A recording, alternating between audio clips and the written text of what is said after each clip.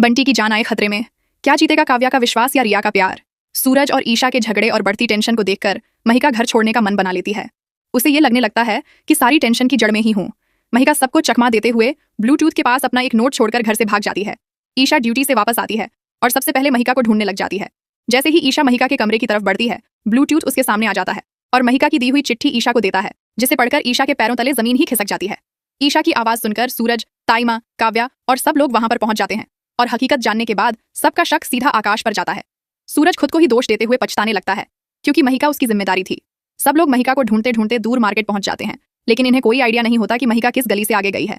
इसलिए सब लोग एक एक होकर अलग अलग जगह ढूंढने लग जाते हैं।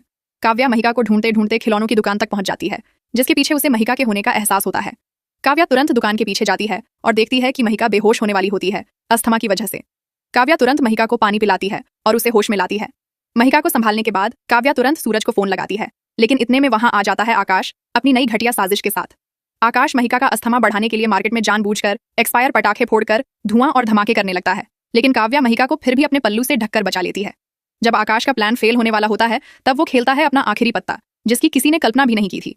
आकाश अपनी जेब से दिवाली पर फूटने वाला एक सुतली पटाखा निकालता है, जो अगर किसी अस्थमा पेशेंट के पास में फट जाए तो उसकी जान भी जा सकती है। आकाश इतना खतरनाक पटाखा बिना कुछ सोचे समझे महिका और काव्या की तरफ फेंक देता है। पटाखा हवा में होता है। काव्या अपनी सारी उम्मीदें हारकर महिका को कसकर गले लगा लेती है।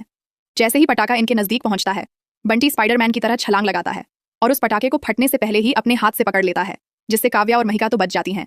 लेकिन बंटी का पूरा हाथ एक्सपायर पटाखे की वजह से जल जाता है और आ जाती है एक गहरी चोट। काव्या तुरंत बंटी के पास जाती है और अपने दुपट्टे को चीरकर बंटी के हाथ पर बांध देती है, लेकिन पटाखे के केमिकल की वजह से बंटी थोड़ी देर के लिए बेहोश हो जाता है। तभी वहां एंट्री होती है रिया की।